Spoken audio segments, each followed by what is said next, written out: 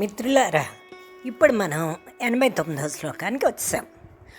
అయితే ఇక్కడ ఏంటి, శంకరాచార్యులు వారు గొప్ప చమత్కారంతో ఆశాపూర్వకంగా శివుణ్ణి ఈ విధంగా ప్రశ్నిస్తున్నారు. నీకేమో పూజలు, తాడనాలు అవి రెండు ఇష్టమైనవే కదా. ఆల్రెడీ భక్తులు కొంతమంది అవి ప్రసాదిస్తే నువ్వు తీసుకున్నావు, స్వీకరించావు. సో నిన్ను తృప్తిపరచడం నా వల్ల అవ్వటం లేదు. నార్మల్గా పూజించి నేను నిన్ను తృప్తిపరచలేకపోతున్నాను. అందుకు నువ్వు నా దగ్గరికి రావటం లేదేమో. అందుకు నిన్ను ఆ విధంగా తాడనం చేసి తృప్తిపరచమంటావా అని ఆశాపూర్వకంగా చమత్కారంగా ఈ శ్లోకం చెప్పారండి. ఓకే, ఫస్ట్ శ్లోకాన్ని చదువుకుందాం. నతిభిర్నుతిభిస్త్వమీస పూజా విధిభిర్ధ్యాన సమాధిభిర్నతుష్టః ధనుషా ముసలేన చాస్మభిర్వా వద తే ప్రీతికరం తథా కరోమి. అంటే ఓ ఈశ్వర త్వం నీవు నతిభిః నమస్కారముల చేతను, నుతిభిః స్తోత్రముల చేతను, పూజా విధిభిః అంటే పూజా విధానముల చేతను, ధ్యాన సమాధిభిః అంటే ధ్యానము సమాధి మొదలైన యోగ మార్గముల చేతను, నతుష్టః తృప్తిని పొందేవాడివి కావు, ధనుష ధనస్సు చేత కానీ, ముసలేన రోకలి పోట్ల చేత కానీ, అస్మభిః ప్లస్ వా రాళ్ల దెబ్బల చేత కానీ తృప్తి పొందుతావేమో. తే నీకు ఏది ప్రీతిని కలిగిస్తుందో అంటే ఇష్టమో వద చెప్పు, తథా ఆ విధంగానే కరోమి నేను చేస్తాను అనే అర్థం అండి. మీకు అర్థమైపోయి ఉండాలి, చాలా ఈజీగా ఉంది ఈ శ్లోకం. అయితే అతను ఏంటంటున్నారంటే ప్రతి కార్యానికి కూడా సామధాన భేద దండోపాయాలు ఉన్నట్లే ఈవెన్ దైవానుగ్రహం సాధించడంలో కూడా వివిధ పద్ధతులు ఉన్నాయి అని ఈ శ్లోకం ద్వారా మనకి తెలియచెప్తున్నారు శంకరాచార్యుల వారు. నార్మల్గా మనకి తెలిసేంటి, భగవంతుడి యొక్క అనుగ్రహం పొందాలి అంటే మనం నార్మల్గా ఏం చేస్తామండి, సాత్వికమైన పూజ చేస్తామండి, లేకపోతే జపాలు చేస్తామండి, లేకపోతే స్తోత్ర పారాయణలు చేస్తామండి, లేకపోతే ఇంకా ఒక స్టెప్ మీదకి వెళ్తే ధ్యానంలో కూర్చుంటాం, లేకపోతే సమాధి స్థితి, ఇలాంటివి ఆచరిస్తాం. అవునా కదా, మనందరం చేసేది అదే కదా. కానీ ఇక్కడ చమత్కారంగా శంకరాచార్యులు వారు ఇంకా కొద్ది ఏవో మనకి తెలియచెప్తున్నారండి. అవేమిటో చూద్దాం. రోకలితో బాదడం, రాళ్ళు రువ్వడం, వింటితో తలపై మోదడం ఇలాంటివి మరో రకం. ఇదేమి భక్తి అని ఆశ్చర్యపోకండి. ఈ విధానం ద్వారా కూడా శివుడు ప్రసన్నం అవుతాడు. అయితే అది ఎవరు చేశారు అన్నది మనం తెలుసుకుందాం ఇప్పుడు. అర్జునుడికి పాశుపతాస్త్రం శివుడు ఇచ్చాడు. అది ఆ కథ మనందరికీ తెలుసు కదా. ఇంకా మహాభారత యుద్ధం అనివార్యం అని తెలిసినప్పుడు వ్యాసుల వారు వచ్చి వీళ్ళు అరణ్యవాసంలో ఉండగా మీరు ఒక పని చేయండి, మీకు ఈ అరణ్యవాసం టైంలోనే మీరందరూ కూడా దేవతారాధనలు కావలసిన తపస్సులు చేసి ఎవరికి కావలసిన ఆయుధాలు వాళ్ళు సంపాదించాలి అని వ్యాసుల వారు వీళ్ళందరికీ చెప్పి అర్జునుడికి స్పెషల్గా పిలిచి చెప్తారు. నువ్వు పలానా చోటకి వెళ్ళి అక్కడ శివుడి గురించి ఘోర తపస్సు చేయి. నీకు ఇదిగో నేను ఒక యక్షుణ్ణి నీతో పాటు సాయం ఇస్తాను, అతను మిమ్మల్ని ఎక్కడికి తీసుకెళ్ళి తపస్సు ఎలా చేయాలో చూపెడతాడు అని. అయితే అప్పుడు అతను పాశుపతాస్త్రం గురించి శివుడికి తపస్సు చేస్తాడండి. చాలా ఘోరమైన తపస్సు చేస్తాడు. అయితే ఆ తపస్సు అర్జునుడు కోరిన పాశుపతాస్త్రం ఏమైనా సామాన్యమైన అస్త్రం కాదు కదండి. అది మన ఇప్పుడు యాటమ్ బాంబులు, మన హైడ్రోజన్ బాంబులు, న్యూక్లియర్ బాంబ్స్ ఉన్నాయి చూసారా, అలాంటి అస్త్రం అండి. అంత భయంకరమైన అస్త్రం. అందుకే శివుడు ముందు ఈ పాశుపతాస్త్రాన్ని ఎవరికైనా ఇచ్చి ముందు అర్జునుడికి ఇద్దాము అంటే వెదర్ ఆ అర్జునుడు దానికి ఎలిజిబులా కాదా అన్నది, అర్హుడా కాదా అని ముందు పరీక్షిద్దాం అనుకుంటాడు. అప్పుడేం చేస్తాడు, ఓ కిరాత రూపం ధరిస్తాడు. వచ్చి అర్జునుడిని కవ్వించి యుద్ధంలోకి దింపుతాడు. ఆ యుద్ధాల్లో ఏంటంటే అర్జునుడు తన బాణాలన్నింటినీ పోగొట్టుకుంటాడండి. చాలా ఘోర యుద్ధం జరుగుతుంది ఇద్దరికి. సాక్షాత్తు పరమశివుడితో అర్జునుడు యుద్ధం చేస్తే చాలగలడా, గెలవగలడా? ముందేమో బాణాలతో యుద్ధం జరుగుతుందండి. అన్ని బాణాలు పోతాయండి.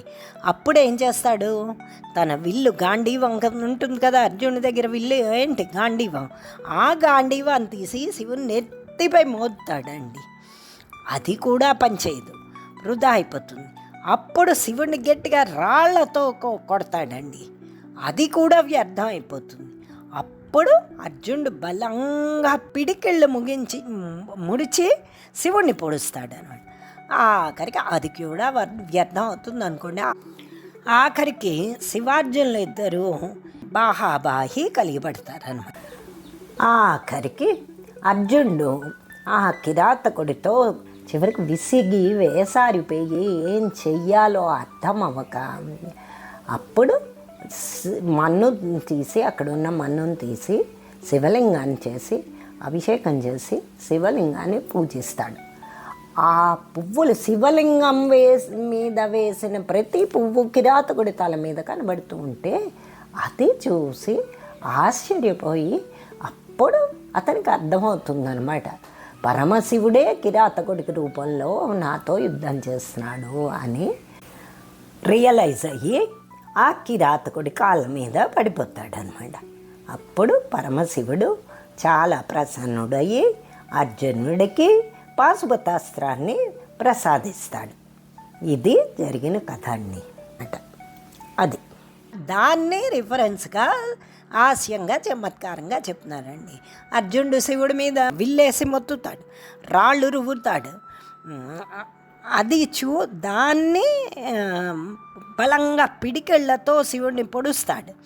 ఇవన్నిటినీ రిఫర్ చేస్తున్నారండి. అయితే రోకలితో కొట్టడం అన్నారు. రోకలతో కొట్టింది ఎవరబ్బా అంటే ఓ శివభక్తురాలు ఉంటుంటండి. ఆ శివభక్తురాల్ని పరీక్ష చేయడానికి శివుడు బ్రాహ్మణ వేషంలో వాళ్ళ ఇంటికి వస్తాడటండి. వచ్చి నాకు ఆకలిస్తోంది భోజనం పెట్టంటండి.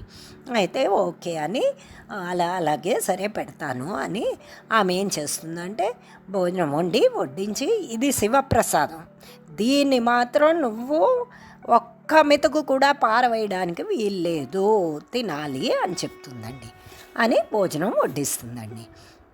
అయితే ఈ బ్రాహ్మణ వేషధారైన ఈ శివుడు ఒక్కటి కూడా రుచిగా లేవు, నాకు నచ్చలేదని అన్నీ వదిలేస్తాడండి. వదిలేస్తే అప్పుడు శివ భక్తురాలికి శివప్రసాదాన్ని తిరస్కరించేడని చాలా కోపంతో రోకలి పుచ్చుకుని ఒక్క బాధు బాతుంటండి. అప్పుడు శివుడు ప్రత్యక్షమై ఆమె భక్తికి మెచ్చి ప్రసన్నుడు అవుతాడట. ఇది రోకలి యొక్క కథ. ఈ విధంగా ఎంత బాగా చెప్పారో చూడండి. శివుడు కేవలం సాత్వికమైన పూజ, స్తోత్రం, ధ్యానం ఇటువంటి పద్ధతుల్లోనే కాకుండా అర్జున్ని పాశుపతాస్త్ర సంపాదన కథల్లో లాగా ధనస్సుతో కొట్టడం, రాళ్ళు రువ్వడం ఇలాంటి విధానాలతో కూడా తృప్తి పడతాడు సుమా అని పురాణ కథలు ఉన్నాయి. అలాగే శివభక్తురాలి యొక్క రోకటి పోట్లను కూడా తిని శివుడు తృప్తి చెంది ప్రత్యక్షం అయ్యాడు సుమా అని చెప్తున్నారు. కాబట్టి ఈ విధమైన పురాణ కథలను దృష్టిలో పెట్టుకుని ఆ శంకర్లు ఇక్కడ చాలా చమత్కారంగా ఓ పరమశివ, నీకు నమస్కారం, స్తోత్రం, పూజ, ధ్యానం, సమాధి ఇలాంటి సాత్విక విధానాలతో నువ్వు తృప్తి పడుతున్నట్టు లేవు. అందుకు అర్జునాదుల వలె నేను ధనస్తుతో తాడడం అంటే బాధడం అండి, మన నెత్తి మీద కొట్టడం అనమాట. శిలా తాడనం, రోకలి దెబ్బలు వీటన్నిటితో పూజిస్తాను. నీకు పోనీ ఆ సాత్విక పూజ ఇష్టమా, ఇలా తాడనం ఇష్టమా? ఈ 2 పద్ధతుల్లో నీకు ఏది ఇష్టమో అది చెప్పు, అదే నేను చేస్తాను అని అంటే నీకు ఏది ఇష్టమైతే అది చేస్తాను, కానీ నా భక్తిని మెచ్చి నాకు నువ్వు ప్రసన్నుడు అవ్వాలి అని అతని తలుపు. అన్ని విధాలుగా శంకరాచార్యుల వారు పరమశివుణ్ణి ఈ శివానందలహరి శ్లోకాల్లో ఇండైరెక్ట్లీ మనకి చెప్తూ అలాగా శివుణ్ణి ప్రార్థిస్తున్నారండి. ఓ పరమశివ, నువ్వు రా, వచ్చి నా మనస్సు అనే నీ పాదపద్మాన్ని నా మనస్సులో, నా మనస్సు అనే గృహంలో తీసుకొచ్చి పదిలంగా నువ్వు పెడితే నేను పదిలంగా వాటికి సేవ చేస్తాను. ఆ విధంగా నాకు భక్తిని కలిగించి నువ్వు నా యందు ప్రసన్నుడు అవు అని మొత్తం శివానందలహరంతా మీరు జాగ్రత్తగా అబ్జర్వ్ చేస్తే ప్రతి శ్లోకంలోని ఆల్మోస్ట్ శివుణ్ణి అదే బతిమాలేరండి. సో అతనికి ఏమైనా భక్తికి తక్కువ అండి? అతడు సాక్షాత్తు పరమశివుడి తాలూకు అంశ అండి. పరమశివుడే శంకర రూపంలో వచ్చారు. సో అతనికి ఏమైనా ఇవన్నీ తక్కువ? ఏమీ కాదు. ఈ విధంగా మనలాంటి సామాన్య మానవులకి సూచిస్తున్నారండి. ఇలా చెయ్యండి, ఇలాగ పరమశివుడి మీద మీ మనస్సు నిలపండి అని తెలియచెప్తున్నారు. సో మనం కూడా భక్తి మార్గాల్లోకి వెళదామండి. ఉన్నాయి మిగతా అవన్నీ ఉండాలి, కాదని అనను, కానీ వాటన్నిటినీ కొంచెం పక్కకు పెట్టి దీని మీద ఎక్కువ టైం మనం స్పెండ్ చేయడానికి ఆ అవకాశం ఈ శివానందలహరి ద్వారా, శంకర్ల బోధ ద్వారా మనకి తెలిసింది. కాబట్టి మనం కూడా ఆ ప్రయత్నం చేద్దామండి. ఓకేనా?